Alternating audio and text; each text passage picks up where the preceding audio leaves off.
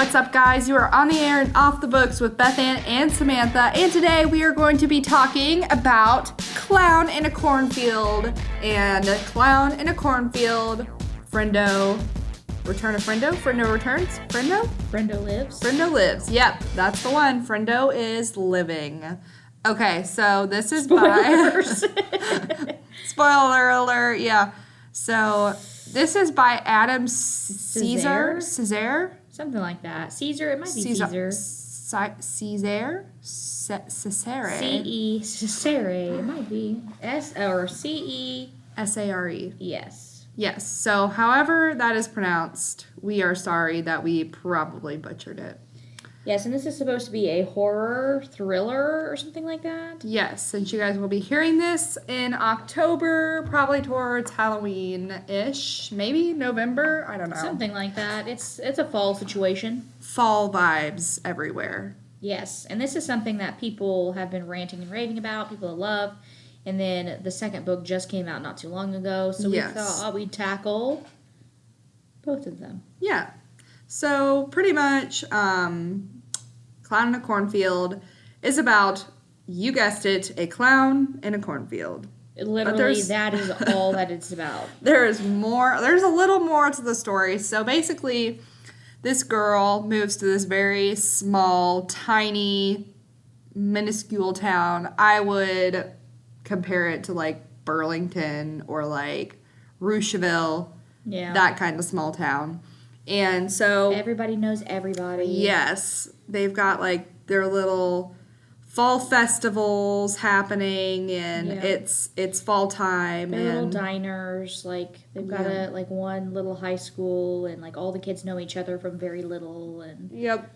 So basically, what happens is that there's a high school party, and it's going to be in this barn out in the middle of a cornfield.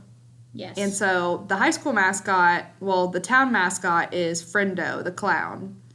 And he's been the mascot for as long as anybody can remember. He founded the town or something like that. Yes. And also he's the mascot for the town's like maple syrup plant that shut down recently.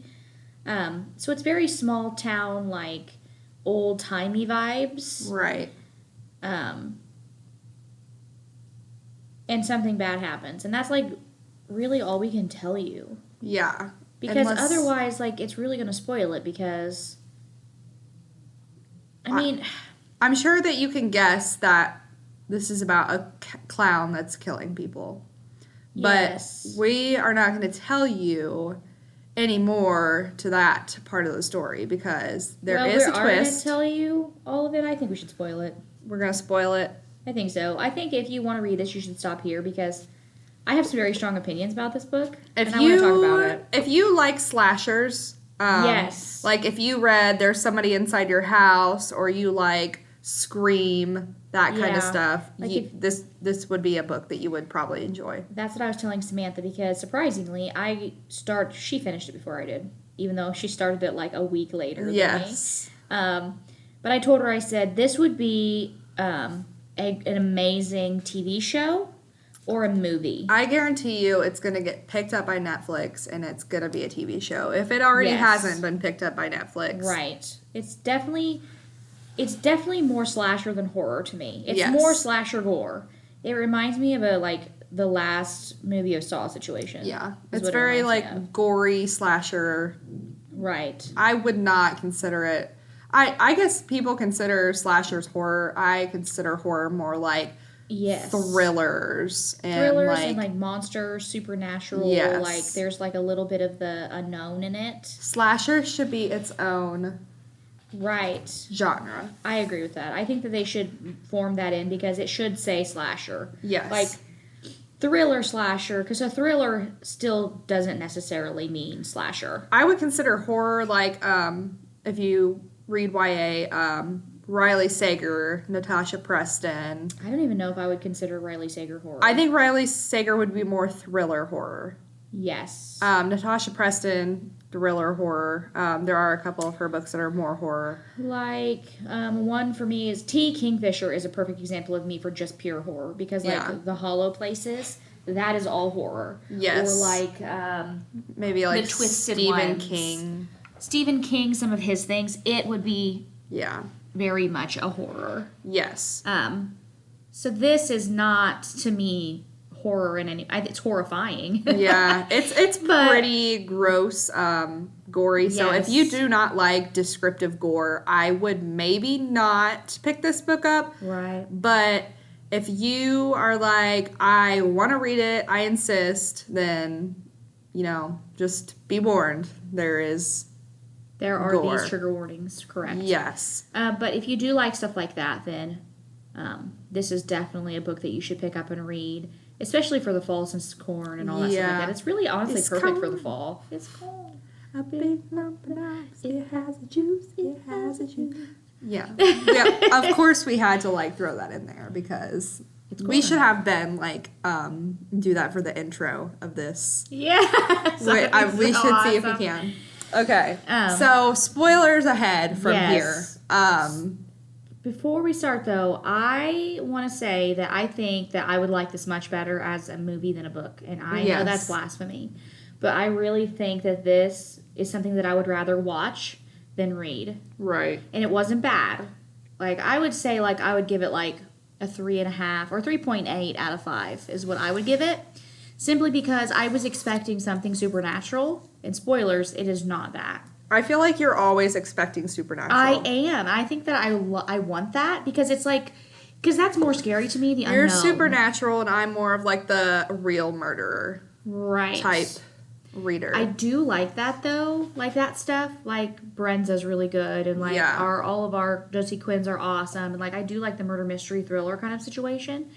But it's also more realistic than this. Yeah, and there has to be crazy twists. Yes, it has to really keep me going, and I know what I'm getting into with that. I do not want to predict the ending. Right. I don't think I really predicted what was going to happen in this book. It was very easy to pick out, though. But that's because I speed read, and this book, there's a lot of characters, and so I feel like you can't speed read this book. 20 plus characters easy. Yeah.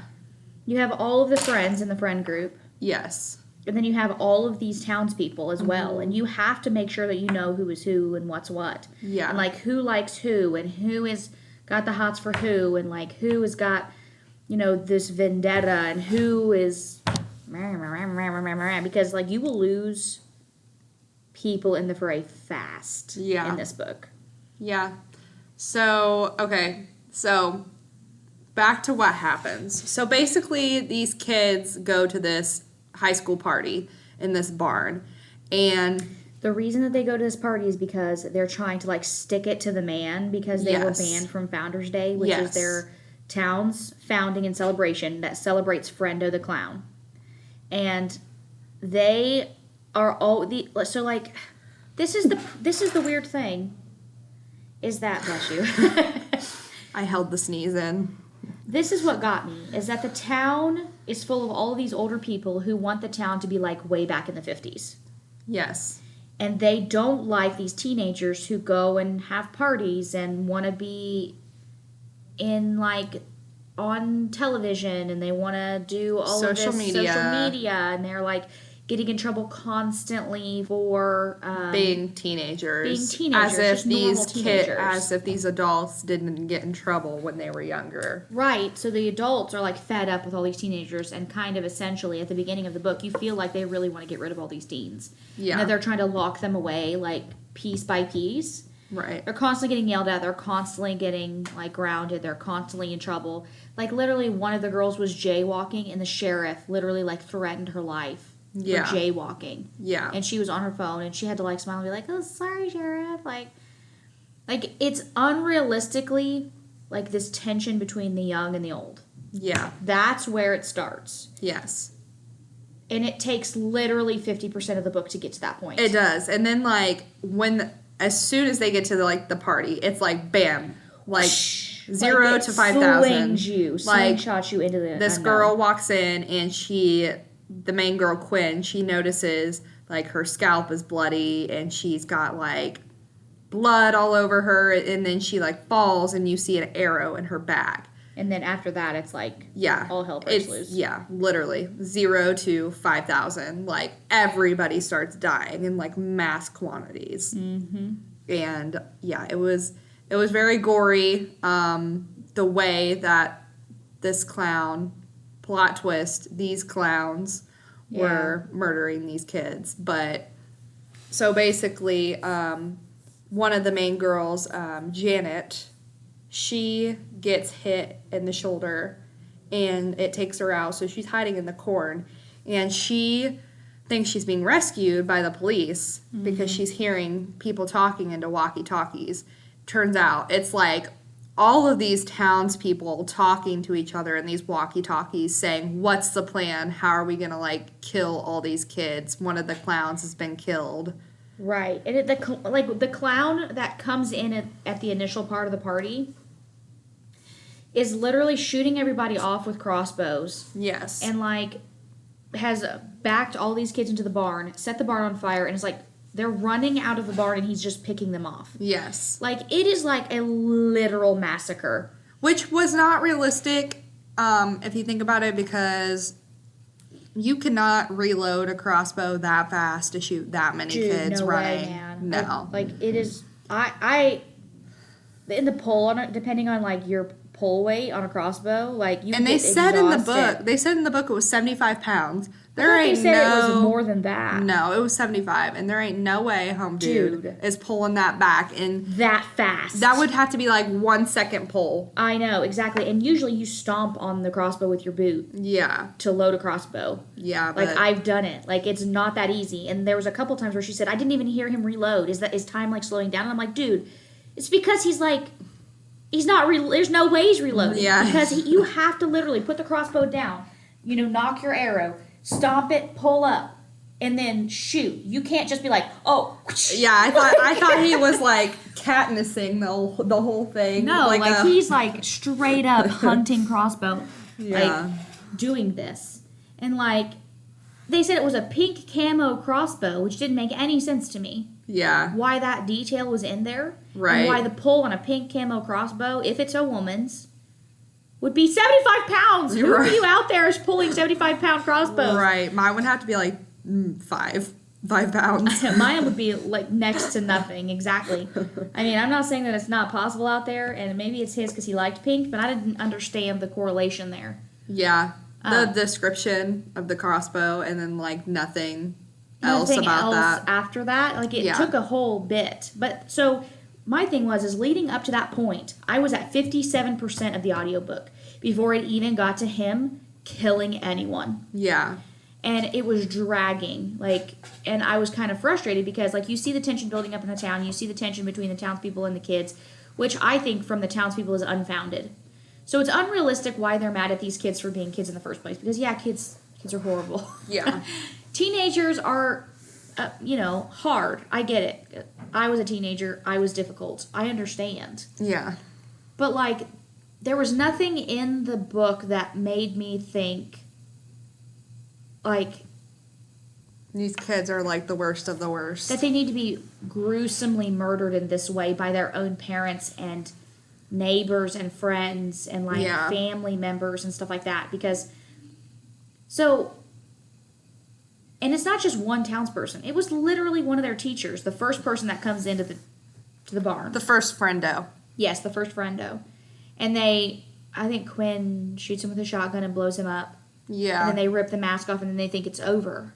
Yeah. So they're just like, la-di-da, we're just going to, walk back and everything's going to be fine. And then 20,000 more friendos, come Literally. out of the cornfield. Yes. There's, I think they said 12 that they counted. Yes. Something like that. It was a lot. Yeah. And so they're all stepping out and they're, describing them in, different heights. And you can tell some are women, some are men, And you already know at this point that the townspeople are doing this. And, one guy, cuts off Janice's head with a chainsaw immediately. Yeah. And, they describe him, spinning around because he can't hold on to the chainsaw very well. And how Russ just literally blows him away in one moment. And, none of these friendos care that these kids are just shooting them off. Picking them off. Yeah. And so then it's just a mad dash to, murder all of these children. Because they're mad because they want to take videos on social media. Yeah.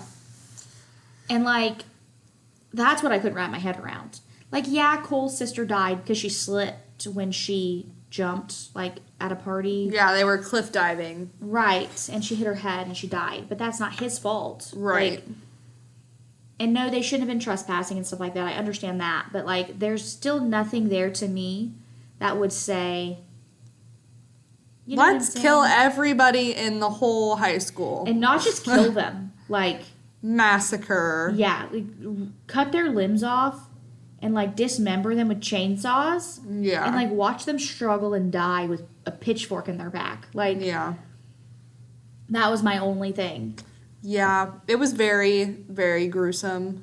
And it was very fantastical. Yes. Like, it was not, by any stretch of the imagination, any kind of real scenario that would ever happen. And, like, okay, so towards the end, Cole is, like, in a showdown with his dad. Who is probably, I think, behind the whole thing, essentially. Yeah, pretty much. And so his dad is like, you are going to walk this, like, plank in this grain, like, barn area. I don't even know. Like I think they were in a barn. Silo, right? Right. So I think. Essentially, his dad is trying to get him. He puts a noose around his neck, and he's like, you're going to jump. Yeah. And, like, there's, like, 3 different friendos down there, so, like, he pretty much has no choice. Yeah. And then Quinn comes in, and she shoots the sheriff, who was standing behind Cole on the plank to make sure he jumped. And so then Rust comes in. He drives a truck through the silo. He ends up driving to where when Cole falls and he hangs, he, like, hits the truck, and it kind of, like, lifts him up. Yeah. But he's still, like, passed out. Like, he's, like, pretty much dead. And so Russ gets out and does, like, CPR and tries to revive him. Another plot twist, too, that everybody loves Cole. Like, yes. Everybody wants to date Cole. Yes. Like, everybody.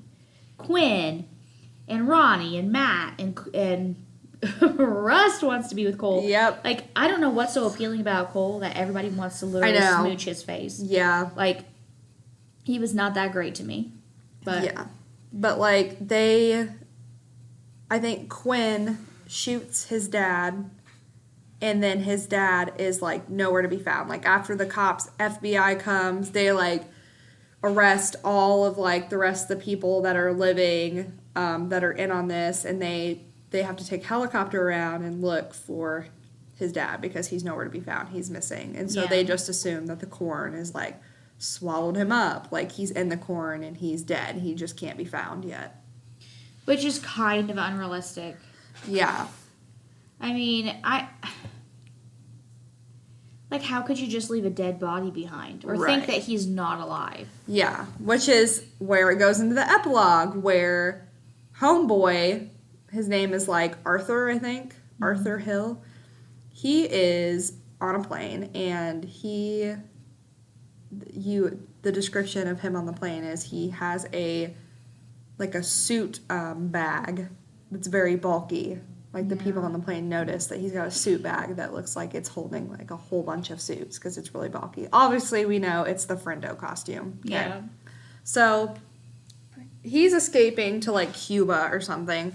This plane lands. It's a small plane because it's going to Cuba. And he goes into the bathroom. He puts on his Friendo outfit. And he slaughters everybody on the plane. And I'm like, wow. And he's like, yep, this is going to be fine because you don't have to worry about any, like, people helping you off the plane because it's such a small plane. Nobody's going to be there. Everybody that's going to have anything to do with the plane is on the plane now. So I'm just going to murder all these people. And then, which leads you, obviously, into the second book where he's probably going to come back and go on his little murder rage again. Yeah. It was a lot. It was so much. And it wasn't, and I keep talking to you like it's bad, and it's not. It's literally crazy. It's like going to the movies. It's like a blockbuster, crazy thrill ride film is what it is. And I don't think that he wrote it to be realistic either. I'm saying that, but I think for me as a reader, That was my expectation because of what I like to read. Yeah. And I think I'm learning gradually that maybe this isn't my genre. Yeah. It was good. Mm-hmm. And he really did write it very well. But I need... like a better plot. Maybe? I don't know. A better plot. I just wanted it to be like a monster that they had risen. And I wanted the town to be like part of a cult. And I wanted it to be like... survive because these things are coming after you. And, like, that's what I wanted. And that's what I always want, like you said. Like, I always want that. Because I think that makes it, to me, like, more, like, okay, I can believe it then. Yeah. Like, I can, like... the unrealistic stuff you can believe. Right. Like, this is, like, okay, if anything were to happen and this was it, then okay, yeah, like, that's crazy. Yeah. But, like, literally your stepdad murdering all of your friends and you... like everybody's, like parents, friends, like parents, friends, townspeople. It's pretty gruesome. Yeah, yeah. It was pretty gross. I would give it maybe like a 6.5, 7 out of 10. Yeah, just because I wanted more of like a crazy like plot twist, and I wanted the whole Victoria dying, Cole's sister dying thing to be connected in some, like, even though it was connected, but like in a better way. Yeah. But yeah. But his dad's so mad that his sister is dead that he's gonna rampage through the town and murder all these kids and concoct this huge like fiasco, and then think that it's just gonna be like, we're just gonna cover it up, we're gonna burn the barn down, and then all of a sudden we don't have children. Like, yeah.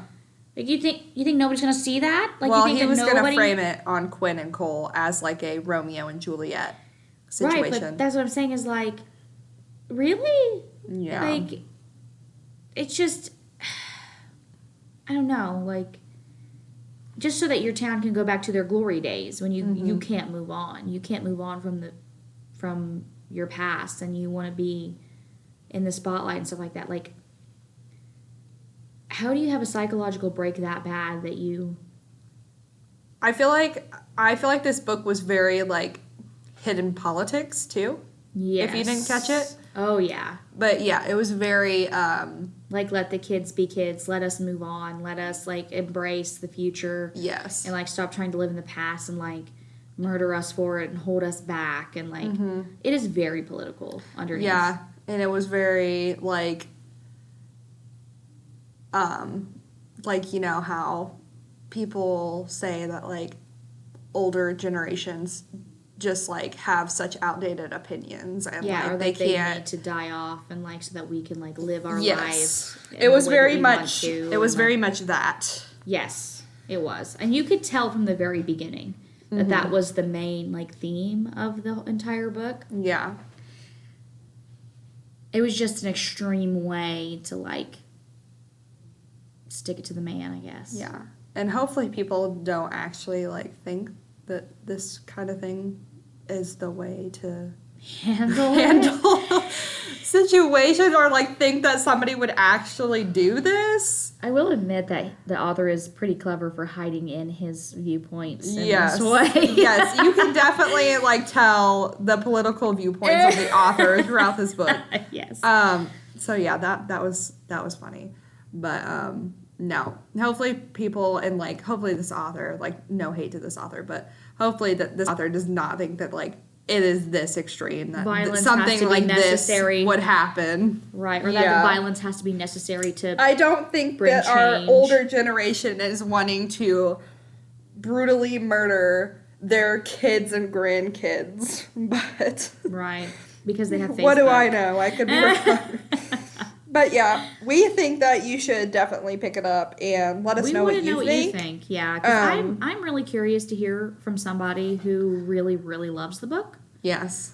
So you should contact us so we can talk about it with you. Yes. Because I think that it deserves more of a discussion. Yes, I agree. And you can always email us at offthebooks@khcpl.org. You guys also need to join us for next week. We are going to be reviewing The Whisper Man, which was suggested to us by a patron. We'll be starting that today. Yes, so we are excited to read that, and we'll see what we think. I do know that there is a sequel, I believe, to that book.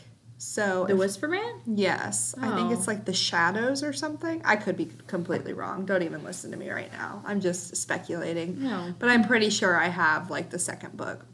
We'll see. I'll have to go back and Google that. So don't listen to me. Take that, with a grain of So salt. pick the book up now and read it with us so that when we get to the spoilers, you won't be spoiled. Yes. So we hope you guys have a great rest of your week, and we will talk with you guys next time. Bye.